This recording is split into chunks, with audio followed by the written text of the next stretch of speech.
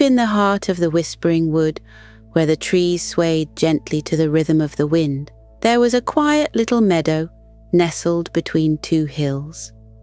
This meadow, bathed in soft moonlight each night, had a secret it shared only with those who dared to wander there under the stars. But most of the forest's inhabitants didn't know the meadow's secret, nor did they visit it often. It was quiet, serene, and tucked so far away that even the most curious animals rarely passed by. Lyra, a young fawn with the softest coat the colour of honey, lived at the edge of this magical woodland.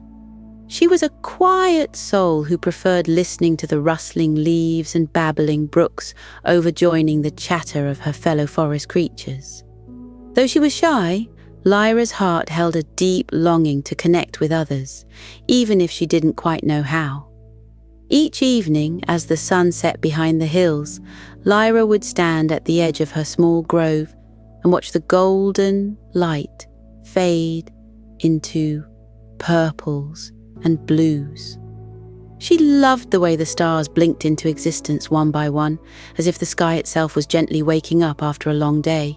Tonight was no different. Lyra nibbled on sweet clover, her ears twitching at the distant hoot of an owl.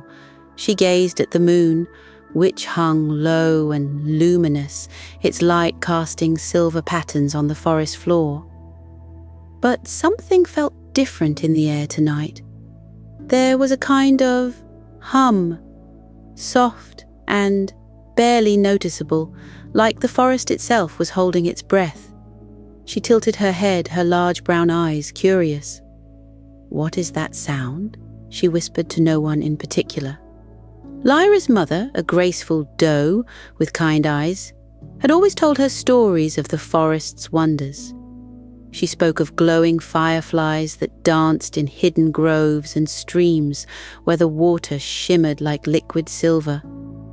But never had she mentioned a sound like this. A soft, lilting melody that seemed to float on the night breeze. Drawn by the music, Lyra took cautious steps out of her grove, her hooves making barely a sound on the soft moss. The farther she walked, the clearer the melody became. It wasn't like any bird's song or the chirp of crickets. It was deeper, richer, almost like the sound of a harp being played by invisible hands.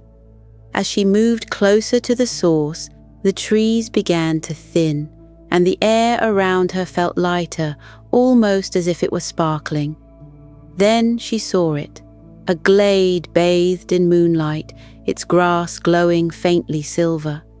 The moon hung directly overhead, casting its beams in such a way that they seemed to dance and shimmer as they touched the earth. Lyra stepped cautiously into the glade, her breath catching at the sight. The moonbeams weren't just lighting the meadow, they were alive, rippling like ribbons of silk. As one beam shifted, it emitted a gentle musical tone, as if plucked by some unseen force. Another beam shimmered nearby, adding a soft note to the melody. Together, the beams created a song so enchanting that Lyra felt as though her heart might burst. She stood frozen, unsure if she should move closer. What if she disturbed the magic of the place? But the melody seemed to welcome her, coaxing her forward. Tentatively, Lyra took a step into the nearest beam of light. To her amazement, the soft note grew clearer, resonating through the glade. She gasped. "Did I do that?" she murmured. Lyra lifted her hoof and moved again, and another note joined the melody. The moonbeams were responding to her. Her heart raced with excitement as she experimented, moving slowly through the glade, letting her movements guide the notes. She turned, hopped, and twirled, and the glade responded in kind, creating a symphony that wrapped around her like a warm blanket. For the first time, Lyra felt like she was part of something bigger, something extraordinary. Her shyness melted away as she lost herself in the melody, her every movement adding to the magical harmony of the meadow. When she finally stopped, her legs trembling from the excitement. The glade grew quiet. The moonlight softened as if it were thanking her for her dance. Lyra looked around, her breath coming in small puffs, and felt an overwhelming sense of peace. "I didn't know," she whispered, her voice soft but full of wonder. "I didn't know something so beautiful could exist." As she made her way back to her grove, her heart felt lighter than it had in years. Lyra couldn't wait to return to the meadow, but more than that, a tiny spark of courage flickered within her. Perhaps this melody, this secret, wasn't just meant for her. Maybe, just maybe, it was something she could share. The next morning, sunlight streamed through the canopy of trees, dappling the forest floor with patches of gold. Lyra awoke in her cozy grove, the memory of the moonlit meadow still fresh in her mind. She stretched her slender legs and shook her soft coat, a mixture of excitement and nervousness bubbling in her chest. Her thoughts swirled as she wandered to the nearby brook for a drink. The water was cool and clear, reflecting her wide brown eyes. She couldn't stop thinking about the glade and its magical music. Was it a dream? Could such a wondrous place truly exist? She dipped her nose into the stream, the cold water calming her thoughts, but the melody still hummed faintly in her mind. As she walked back toward her grove, Lyra noticed something unusual. The birds, who were usually chattering and chirping their morning songs, seemed quieter today. The usual rustling of squirrels leaping between branches was absent. Even the rustling leaves, which sang softly with the wind, seemed subdued. The forest felt different. It wasn't just quiet. It was tense, as though holding on to a secret it wasn't ready to share. Lyra's ears twitched and her heart raced. The same hum from the meadow the previous night began to tickle her ears again, faint and distant. She glanced around, her gaze darting between the trees. Could it be the glade? She whispered to herself. But as quickly as it had appeared, the hum faded, leaving only the heavy stillness of the forest behind. Lyra frowned, her curiosity deepening. Something wasn't right, and though she was naturally timid, the strange shift in the forest stirred a bravery in her she didn't know she had. As she moved cautiously through the woods, she heard hushed voices in the distance. She followed the sound, careful to step lightly on the soft moss so her hooves wouldn't make a sound. Peeking through a thicket, she saw a small gathering of animals near the old cedar stump that served as a meeting place for the forest community. Lyra spotted the wise owl Eldrin perched on the stump, his feathers ruffled as if he'd flown in a hurry. Around him, a group of animals had gathered, including Marlowe the hedgehog, Willow the hare, and Tansy the chipmunk. They were all speaking in worried tones, their voices overlapping like the rustling of leaves in a storm. "It's happening again," Marlowe said, his quills bristling with agitation. "The forest doesn't feel the same. It's like something's missing." Willow's ears twitched nervously. "Do you think it's connected to the silence? The birds hardly sang this morning, and the breeze felt strange." Eldrin cleared his throat, and the animals fell silent. The old owl adjusted his spectacles and looked around solemnly. "I've lived in this forest many seasons, and I've seen its magic ebb and flow. But this is different. The balance feels off." "What do you mean, Eldrin?" Tansy asked, her tiny paws clutching an acorn. "The forest thrives on harmony," Eldrin explained. Every creature, every sound, every breeze. It's all connected. But when something disrupts that balance, the magic of the forest weakens. I fear that's what's happening now. Lyra's heart sank. The idea of the forest losing its magic was unthinkable. She thought of the moonlit meadow and its enchanting melody. Could the glade be part of the forest's magic? And if so, was it in danger too? She wanted to step forward, to ask Eldrin about the meadow and whether it was connected to the forest's harmony.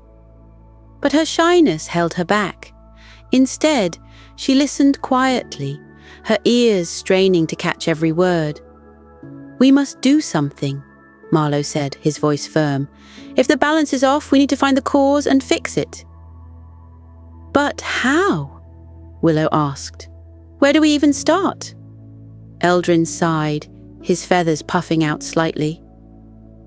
"We must observe. Listen, the forest will guide us if we pay attention. Look for signs of imbalance. Strange sounds, unusual silences, anything out of place. And remember, the answer may come from the most unexpected places." The animals murmured their agreement, and the gathering dispersed, each creature returning to their part of the forest to look for clues. Lyra stayed hidden in the thicket, her mind racing. Eldrin's words echoed in her head. The answer may come from the most unexpected places, the moonlit meadow. The thought sprang into her mind unbidden. Could the meadow hold the key to the forest's imbalance? The melody she had heard felt like it belonged to something far greater than herself, something ancient and powerful. That night, as the sun dipped below the horizon and the stars began to twinkle, Lyra made her way back to the glade. The forest was even quieter than before, the silence pressing against her like a heavy blanket. She quickened her pace, her heart pounding with a mixture of anticipation and unease. When she reached the meadow, it was just as she remembered, bathed in silver light, the moonbeams shimmering and dancing as if alive. But something was different. The melody was faint, fragmented, like a song played on a broken instrument. The harmony that had filled the glade the night before was gone, replaced by dissonance. Lyra stepped cautiously into the meadow, her hooves touching the cool grass. As she moved through the moonlight, she tried to recreate the melody, letting her movements guide the notes. But no matter how she danced, the song didn't come together.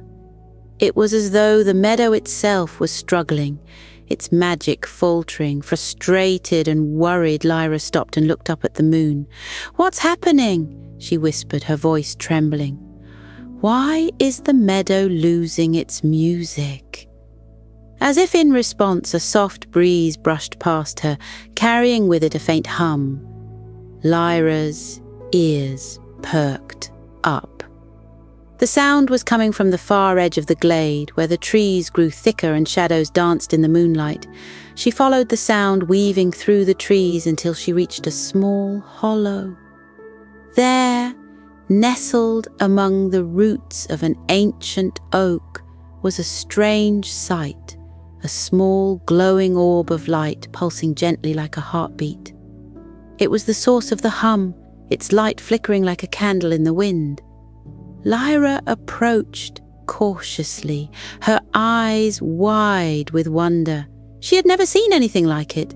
The orb seemed alive, its glow warm and inviting. But as she reached out a tentative hoof, the light dimmed and the hum grew fainter. Panic surged through her. "Don't fade," she pleaded. "I don't know what you are, but I think you're important. Please stay with me." The orb flickered once more, as if acknowledging her words, before settling into a steady, though faint, glow.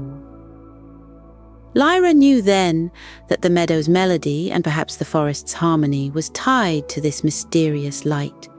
But what it was and why it was faltering remained a mystery. Lyra's resolve hardened. She couldn't let the light fade. Somehow, she would find a way to restore its strength and bring the meadow's music back to life. For the first time, her shyness felt less like a barrier and more like a challenge she was ready to overcome. Lyra awoke the next morning with a renewed sense of purpose. The image of the glowing orb nestled in the roots of the ancient oak stayed vivid in her mind. Though the faint hum of the melody haunted her thoughts, it also fueled her determination. She needed to understand the light's connection to the meadow and the forest's harmony. The sun was just peeking over the horizon when Lyra set out, her delicate hooves crunching softly on the forest floor. The woodland creatures were just beginning to stir, and the air was cool and fresh.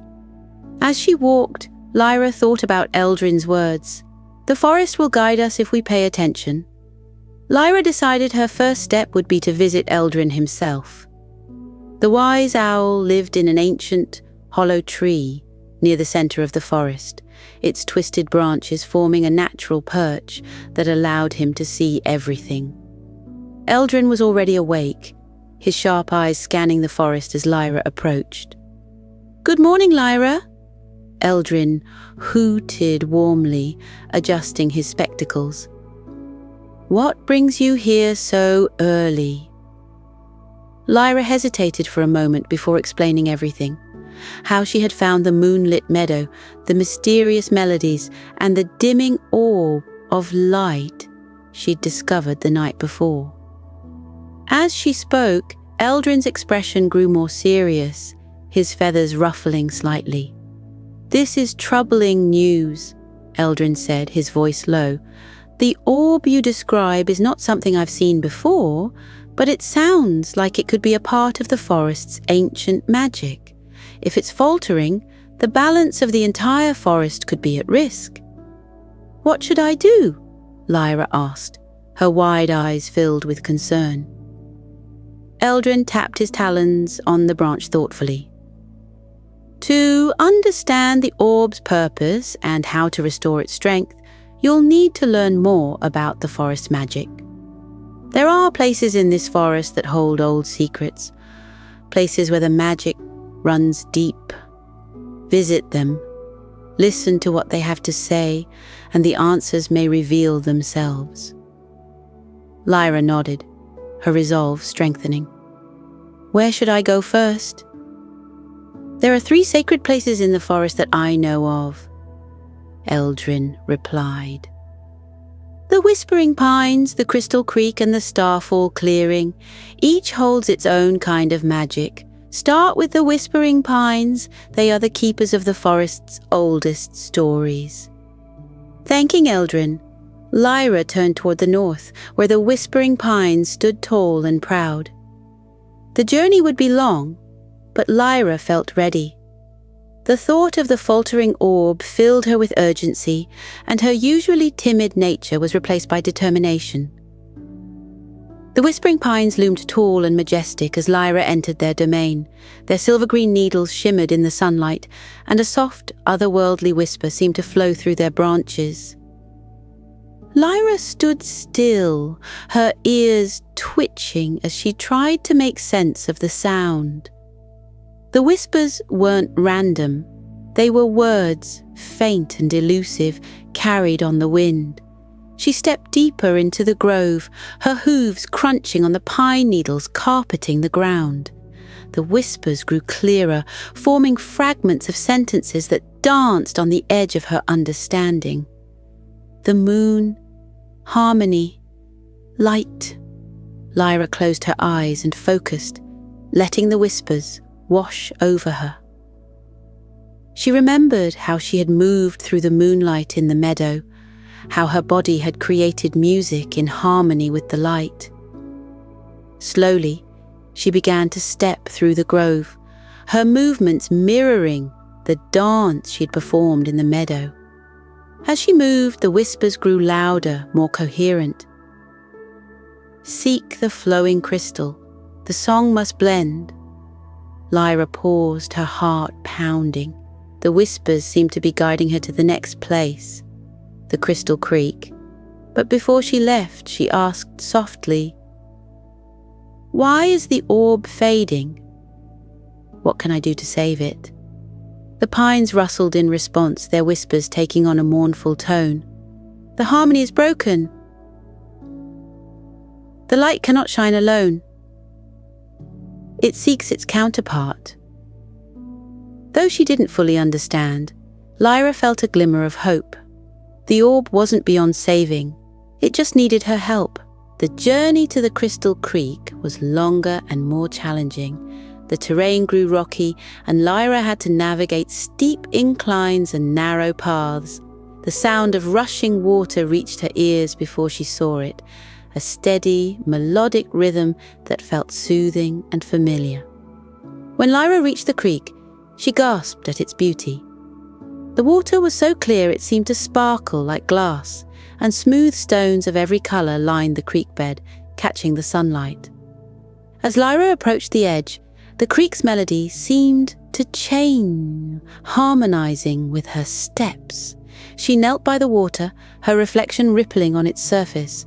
"Crystal Creek," she murmured, "I've come to learn how to restore the forest's harmony. Can you help me?" The water shimmered and a soft voice seemed to rise from its depths. "Harmony is a blend of many notes, young one. Just as this creek flows with many streams, the melody you seek must unite the voices of the forest." Lyra's heart raced. "How do I bring the voices together?" "Seek the Starfall clearing," the creek replied. "There, under the light of the stars, the voices may join. But beware, young one, harmony is fragile and it must be nurtured with care." Lyra nodded, the weight of the task settling on her shoulders. As she stood to leave, she noticed a small glowing stone nestled among the creek's rocks. It pulsed faintly, its light resembling the orb she had found in the meadow. Taking the stone, Lyra felt a warmth spread through her, as if the creek had passed some of its magic to her. She whispered her thanks and turned toward her next destination, the Starfall clearing. The Starfall clearing lay on the edge of the forest, where the trees gave way to an open expanse of grass and wildflowers. By the time Lyra arrived, the sun was setting, and the sky was awash with hues of orange and pink. She paused at the edge of the clearing, awed by its beauty. Tiny motes of light danced among the flowers, their glow growing brighter as the sky darkened. As the first stars appeared, Lyra stepped into the clearing. The air was alive with a soft hum, a sound that resonated deep within her. She clutched the glowing stone from the creek, feeling its warmth pulse in time with the hum. Suddenly, the motes of light began to gather, swirling around Lyra like a constellation come to life. They danced in patterns, their movements creating a melody that filled the clearing. Lyra watched in amazement, realizing that the lights were responding to her presence. She stepped forward, her movements tentative at first, then more confident. The lights followed her lead, their song harmonizing with her steps. Lyra's heart swelled with a sense of belonging. She wasn't just a part of the forest, she was a part of its song. The clearing seemed to come alive, the motes of light forming shapes and patterns that told a story. Lyra saw images of the moonlit meadow, the whispering pines, and the crystal creek. She saw the glowing orb and the balance it represented. And she saw herself, a small fawn with a big heart, as the key to restoring that balance. As the stars above reached their zenith, Lyra understood what she had to do. The melody wasn't just something to be observed, it was something to be created, shared, and nurtured, and she was the one who could bring it to life. Clutching the glowing stone, Lyra whispered a silent promise to the forest. She would restore its harmony, no matter what it took. The stars gleamed brilliantly above the Starfall clearing, casting their silvery glow over Lyra and the swirling motes of light. The melody resonating in the clearing had grown more complex, each note weaving together to form a harmonious symphony that echoed deep within her heart. Lyra knew the moment of truth had come, the final step to restoring the fading orb and the harmony of the forest.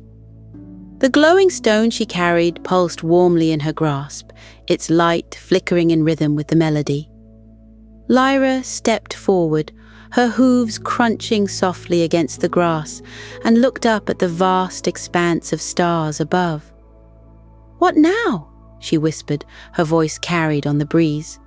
The motes of light swirled faster in response, converging in the center of the clearing to form a radiant column of light that stretched toward the heavens. From the depths of the forest, a soft rustling sound emerged. Lyra turned to see creatures of all shapes and sizes stepping cautiously into the clearing.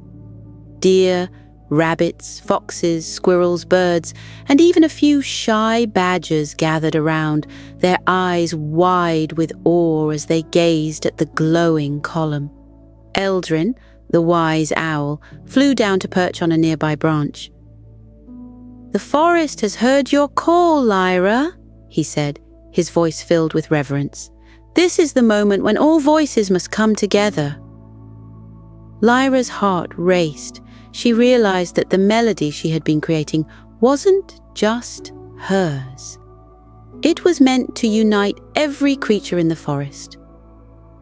She stepped into the center of the clearing, the glowing stone in one hoof, and faced the gathered crowd. "Everyone," she called out, her soft voice carrying across the clearing. "The forest's harmony is fading, but we can restore it, together. We each have a melody inside us, and we must share it to bring the light back to life." The creatures exchanged uncertain glances, their shyness mirroring Lyra's own. She took a deep breath and closed her eyes, allowing the melody within her to guide her. Slowly she began to move, her steps light and deliberate, as if she were tracing the patterns of the stars above. As Lyra danced, the motes of light responded, their glow intensifying. The melody grew stronger, filling the clearing with a sense of magic and possibility. One by one, the creatures joined in. The birds began to chirp, a sweet harmony. The rabbits thumped their paws rhythmically, and the foxes howled a haunting yet beautiful refrain. The ground beneath their feet seemed to hum with energy as the melodies of the forest creatures blended together.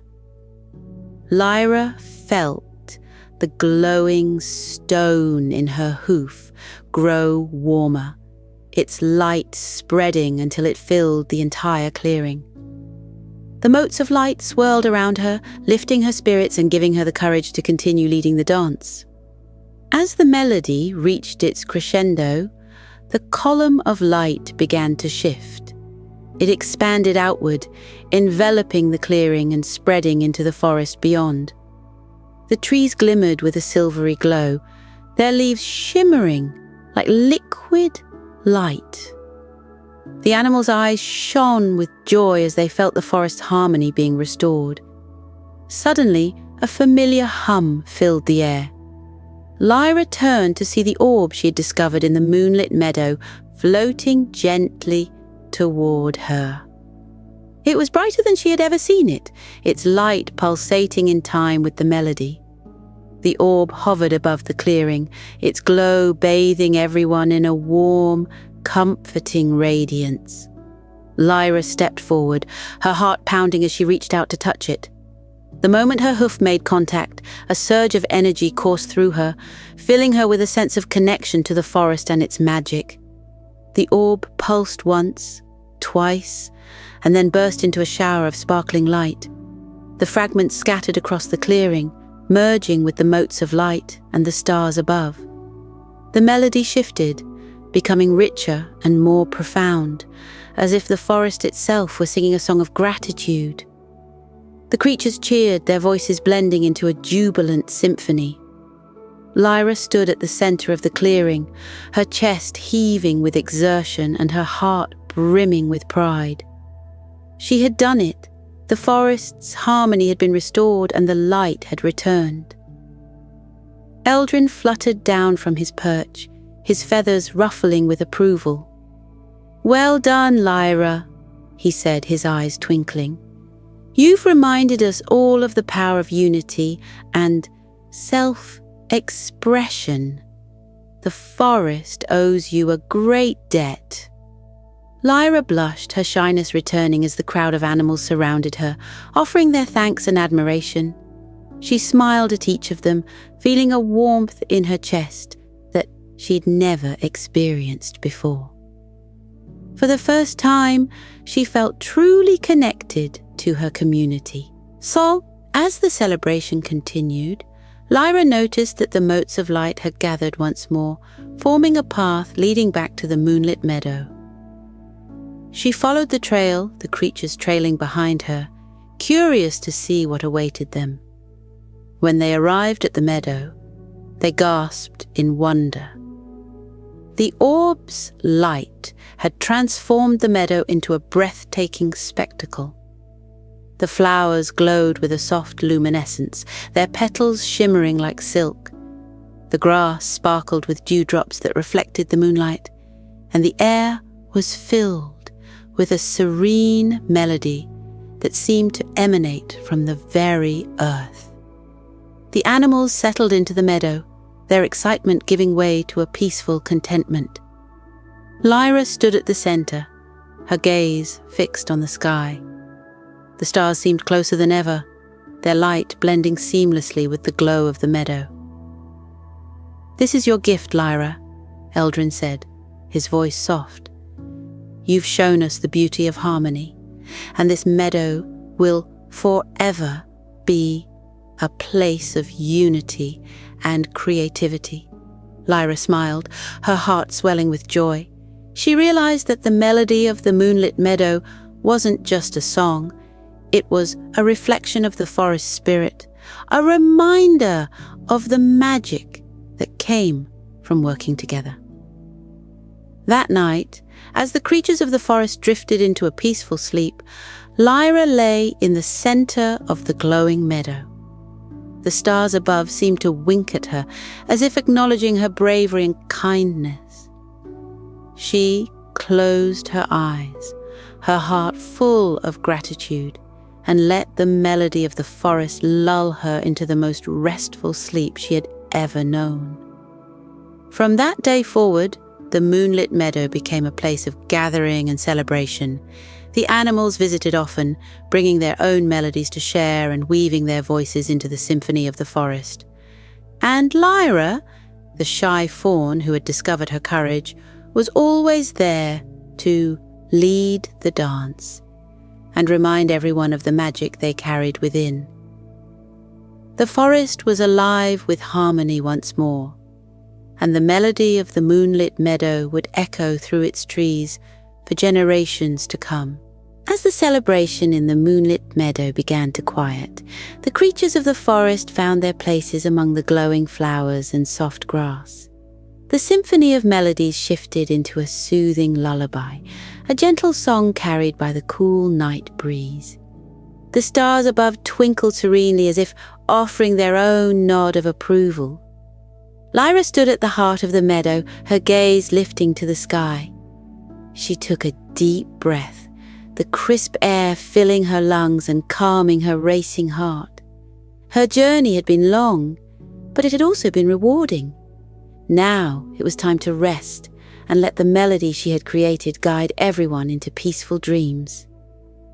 "Everyone," Lyra called softly, her voice carrying the same gentle tone as the night itself. "It's time to rest. The forest has given us its song, and now we must embrace its peace." The animals nodded, their movements slow and deliberate as they settled into cozy spots around the meadow. Lyra herself knelt in the soft grass, folding her legs beneath her and letting the glow of the flowers envelop her like a warm blanket. "Close your eyes," Lyra whispered, her voice gentle and soothing. "Let your body relax, just like the flowers swaying gently in the breeze. Feel how the earth cradles you, soft and steady, as though the forest itself is holding you in its arms. The animals around her obeyed, their eyes fluttering shut as they let go of the day's excitement. The sounds of the forest, a distant owl's hoot, the rustling of leaves, the faint hum of the meadow's melody became their lullaby. "Take a deep breath," Lyra continued, her own breathing slow and even. "Breathe in the cool, crisp air of the night. Feel it fill your chest, spreading calm and peace through your whole body. Now, breathe out, letting all your worries drift away like leaves on the wind." She demonstrated, inhaling deeply and exhaling with a soft sigh. The animals mirrored her, their breathing syncing with hers until the entire meadow seemed to rise and fall in unison. As the creatures began to relax, Lyra spoke again, her voice soft and rhythmic, like the melody of the meadow itself. "You are safe here, surrounded by the forest's love and the light of the stars.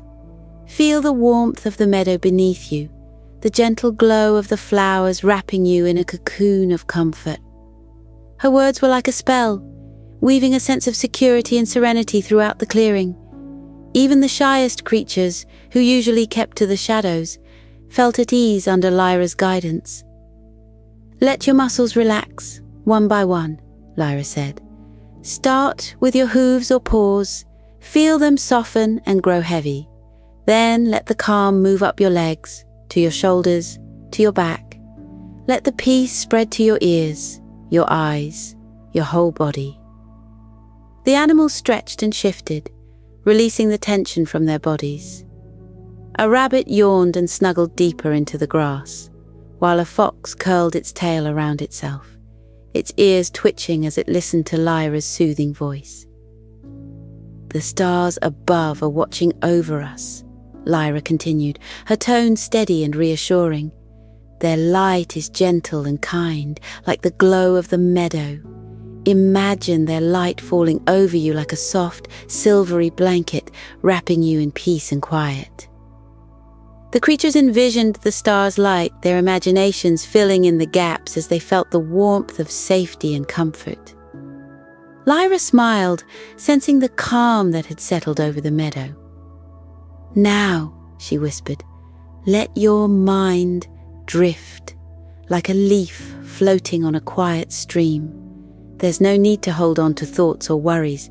They can flow away, carried by the melody of the forest."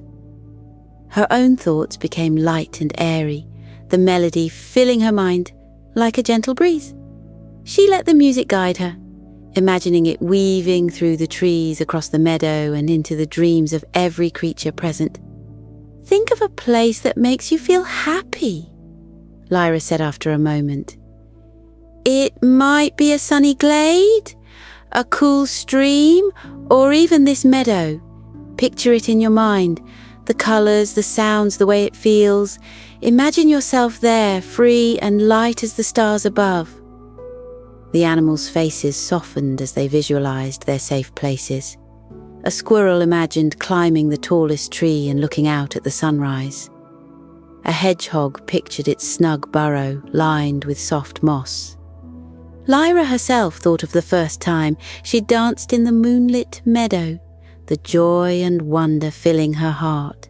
As the melody softened, Lyra spoke her final affirmations. "You are peaceful, you are safe, you are loved. The forest is here for you, always holding you in its embrace."